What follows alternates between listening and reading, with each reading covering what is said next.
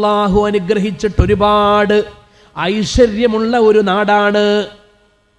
കുറച്ചപ്പുറത്ത് പോയാൽ ബല്ലാകടപ്പുറമായി, അതിഞ്ഞാലായി, കാഞ്ഞങ്ങാടായി, പെരിയയായി, കുണിയയായി, ഈ പറഞ്ഞ സ്ഥലങ്ങളൊക്കെ അള്ളാഹുവിൻ്റെ അനുഗ്രഹത്താൽ സമൃദ്ധിയുള്ള സ്ഥലങ്ങളാണ്.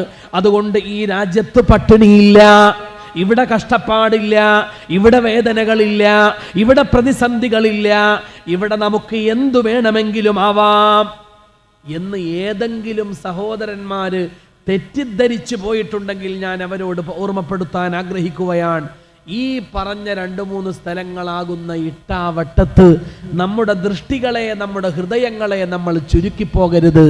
നമ്മൾ സ്കൂൾ കാലം തൊട്ടേ എടുക്കുന്ന ഒരു പ്രതിജ്ഞയാണ്, India is my country, India എൻ്റെ രാജ്യമാണ്, all Indians are my sisters and brothers, എല്ലാ ഇന്ത്യക്കാരും എൻ്റെ സഹോദരി സഹോദരന്മാരാ. ഇത് ചുമ്മാ അങ്ങ് പറഞ്ഞു പോകാനുള്ള വാക്കല്ല. നമ്മൾ പട്ടിണിയെക്കുറിച്ച് ചർച്ച ചെയ്യുമ്പോൾ, പരിഭവങ്ങളെക്കുറിച്ച് ചർച്ച ചെയ്യുമ്പോൾ നേരെ ഒരു പക്ഷേ നമ്മുടെ ചിന്ത പോകുന്നത് ഫലസ്തീനിലേക്കാണ്, ആഫ്രിക്കൻ രാജ്യങ്ങളിലേക്കാണ്. എന്നാൽ ഞാനൊന്ന് ചോദിക്കട്ടെ, ലോകത്ത് ഒരു രാജ്യമുണ്ട് പ്രിയപ്പെട്ടവരെ. എന്താണ് ആ രാജ്യത്തിന്റെ പ്രത്യേകത? ആ രാജ്യത്ത് ജീവിക്കുന്ന 23.5 കോടിയോളം വരുന്ന ആളുകൾക്ക് ഒരു ദിവസം ഒരു നേരം പോലും കൃത്യമായി അന്നം കിട്ടുന്നില്ല. ഒരു ദിവസം ഒരു നേരം പോലും കൃത്യമായി അന്നം കിട്ടാത്ത 23.5 കോടിയോളം ആളുകൾ ജീവിക്കുന്ന ഒരു രാജ്യം ലോകത്തുണ്ട്. ഏതാണ് ആ രാജ്യം? ഏതാണ് ആ രാജ്യം? ആ രാജ്യത്തിൻ്റെ പേരാകുന്നു ഇന്ത്യ. നേരത്തെ അത് 30 കോടിയായിരുന്നു.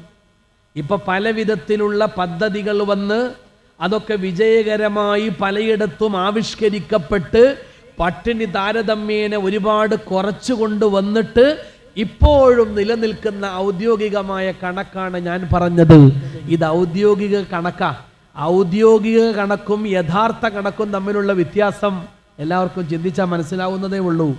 ഒരു ദിവസം ഒരു നേരം പോലും അന്നം കിട്ടാത്ത 23.5 കോടിയോളം ആളുകൾ ജീവിക്കുന്ന ഒരു രാജ്യത്തിൻ്റെ പേരാണ് പ്രിയപ്പെട്ടവരെ ഇന്ത്യ എന്ന് പറയുന്നത്.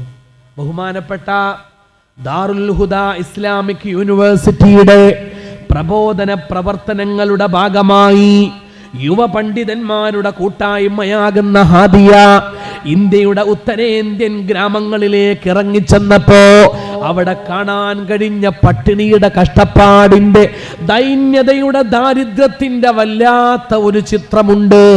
സുബ്ഹാനല്ലാഹ്, അത് പങ്കുവച്ചാൽ നമുക്ക് പേടിയായി പോകും. കഴിഞ്ഞ മാസമാണ് ഇൻസ്റ്റഗ്രാമിൽ ഒരു മലയാളിയായ ഒരു പെൺകുട്ടി, ഒരു ഡോക്ടറായ മുസ്ലിമത്തായ ഒരു പെൺകുട്ടി ഒരു കുറിപ്പെഴുതിയത്. അവർ ബീഹാറിൽ സാമൂഹ്യ സേവനം ചെയ്യുന്ന ഒരു ഡോക്ടറാണ്. അവർ ഇൻസ്റ്റാഗ്രാമിൽ കുറിച്ചു, ഞാൻ ഇവിടെ വന്ന് എൻ്റെ കണ്ണുകൊണ്ട് നേരിട്ട് കണ്ട ചില ദൃശ്യങ്ങളുണ്ട്. അതെൻ്റെ മലയാളികളായ സഹോദരങ്ങളോട് പങ്കുവച്ചാൽ എത്രയാൾ വിശ്വസിക്കുമെന്നറിയില്ല. വിശ്വസിച്ചാലും ഇല്ലെങ്കിലും ഇതൊരു യാഥാർത്ഥ്യമാണ് എന്ന് പറഞ്ഞുകൊണ്ട് ആ പെൺകുട്ടി എഴുതുകയാണ്, ബീഹാറിലെ ദരിദ്രരായ ആളുകൾ വിശക്കുന്ന സമയത്ത് എലിയുടെ മാളങ്ങൾ തേടിപ്പോകുന്നു. എലിയുടെ മാളങ്ങൾ തേടിപ്പോകുന്നത് എന്തിനാ? വീട്ടിൽ എടുക്കാൻ ധാന്യങ്ങളൊന്നുമില്ല. അങ്ങാടിയിൽ പോയി, ചന്തയിൽ പോയി, കടയിൽ നിന്ന് വാങ്ങാമെന്ന് വിചാരിച്ചാൽ കയ്യിൽ കാശില്ല. സഹായിക്കാൻ ചുറ്റിലും ഒരു മനുഷ്യൻ പോലുമില്ല. ഈ പാവപ്പെട്ട ആളുകൾ കഴിച്ചിട്ട് ഒരുപാട് ദിവസങ്ങളായി. അവരിരുന്ന് ആലോചിക്കുകയാണ്, എവിടെയാണ് ധാന്യം കിട്ടാൻ സാധ്യതയുള്ളത്. അങ്ങനെ അന്വേഷിക്കുമ്പോഴാണ് ഓർമ്മയിൽ വരുന്നത്, എലിയുടെ മാളങ്ങളിൽ പോയാൽ ധാന്യങ്ങൾ കിട്ടാൻ സാധ്യതയുണ്ട്. നമ്മൾ മലയാളികൾ പൊതുവെ പറയാറുള്ള ഒരു ചൊല്ലുണ്ടല്ലോ, പത്തായത്തിൽ നെല്ലുണ്ടെങ്കിൽ എലി വയനാട്ടൊന്നും വരുന്ന പറയാം. വയനാട് തന്നെയല്ലേ, അതോ കാസർഗോഡ്? പത്തായത്തിൽ നെല്ലുണ്ടെങ്കിൽ എലി വയനാട്ടൊന്നും വരുമെന്ന് പറയുന്ന ആൾക്കാരുണ്ട്. അതിന്റെ അർത്ഥം എന്താ? ദുനിയാവിൽ എവിടെയെങ്കിലും ധാന്യങ്ങൾ ഒളിഞ്ഞു കിടക്കുന്നുണ്ടെങ്കിൽ അത് കണ്ടുപിടിക്കാൻ വല്ലാത്ത സാമർഥ്യമുള്ള അല്ലാഹു തആല പ്രത്യേകമായ കരുത്തു കൊടുത്ത് അനുഗ്രഹിച്ച ജീവിയാണ് എലി. ഈ പാവപ്പെട്ട മനുഷ്യന്മാർ ആലോചിക്കുകയാണ്, എവിടെ അരിയില്ലെങ്കിലും എലിയുടെ മാളത്തിൽ അതുണ്ടാവാം. നോക്കണം നിങ്ങൾ, ഈ 2026 പട്ടിണിയുടെ കാഠിന്യം കൊണ്ട് നെല്ല് കിട്ടാൻ, അരി കിട്ടാൻ എലിയുടെ മാളങ്ങൾ തേടിപ്പോകുന്ന മനുഷ്യരുണ്ട് എന്ന് പറയുന്ന വാർത്ത.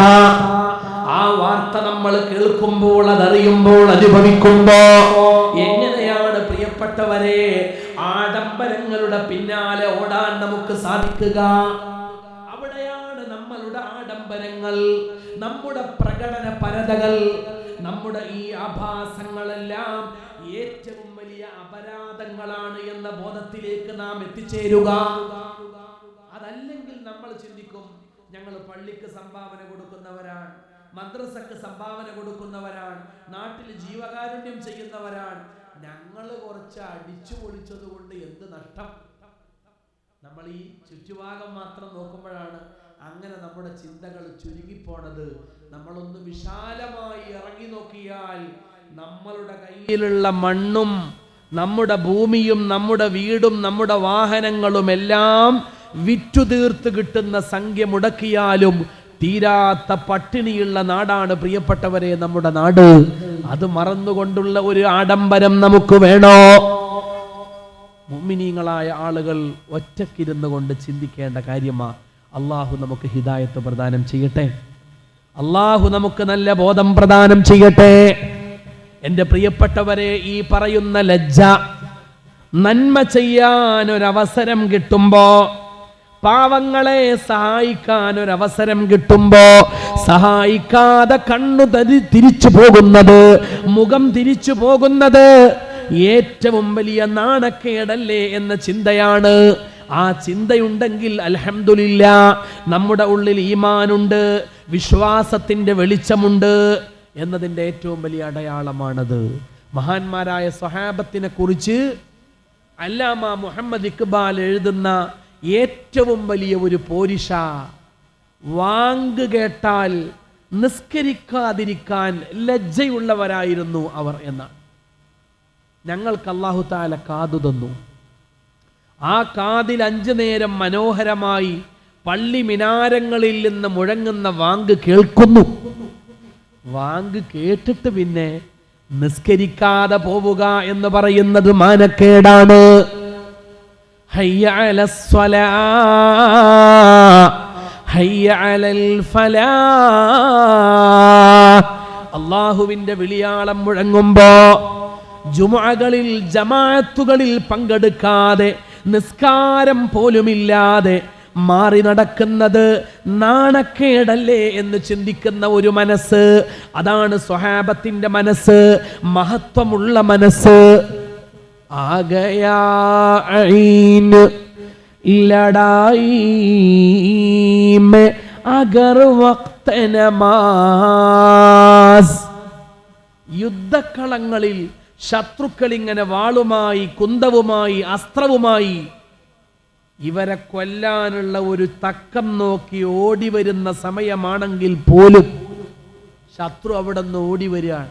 പക്ഷെ ആ സമയത്ത് പോലും അള്ളാഹുവിന്റെ മുന്നിൽ ചെന്നുകൊണ്ട് നിസ്കരിക്കാനുള്ള നേരമായോ? ആഗയാ ഐന് ലടായി മേ അഗർ വഖ്ത് നമാസ് ഖിബല റൂഹോ കെ ജമീൻ ബൂസ് ഹുയി ഖൗമ ഹിജാസ്. അള്ളാഹുവിന്റെ പരിശുദ്ധമായ കഅബയിലേക്ക് മുഖം തിരിച്ച് നിസ്കാരം കൃത്യമായി നിർവഹിക്കുന്നവരായിരുന്നു സ്വഹാബ. എന്നെ കേൾക്കുന്ന പ്രിയപ്പെട്ട ഉമ്മമാരോട്, ഉപ്പമാരോട്, രക്ഷിതാക്കളോട് ഒന്ന് സൂചിപ്പിക്കുകയാണ്, ഈ ലജ്ജയാണ് വളരുന്ന തലമുറക്ക് നമ്മൾ പകർന്നു കൊടുക്കേണ്ട ഏറ്റവും വലിയ സംസ്കാരം. ഏത് ലജ്ജ? പള്ളി മിനാരങ്ങളിൽ നിന്ന് വാങ്ക് കേട്ടിട്ട് നിസ്കരിക്കാതെ മാറി നടക്കുന്നത് മാനക്കേടാണ് എന്ന ചിന്ത. അത് പകർന്നു കൊടുക്കാൻ നമുക്ക് സാധ്യമായാൽ അൽഹംദുലില്ലാഹ്, രക്ഷിതാക്കൾ എന്ന അർത്ഥത്തിൽ നമ്മൾ വിജയിച്ചവരാണ്. അല്ലാഹു തആല നമ്മെ വിജയികൾ ഉൾപ്പെടുത്തി അനുഗ്രഹിക്കട്ടെ.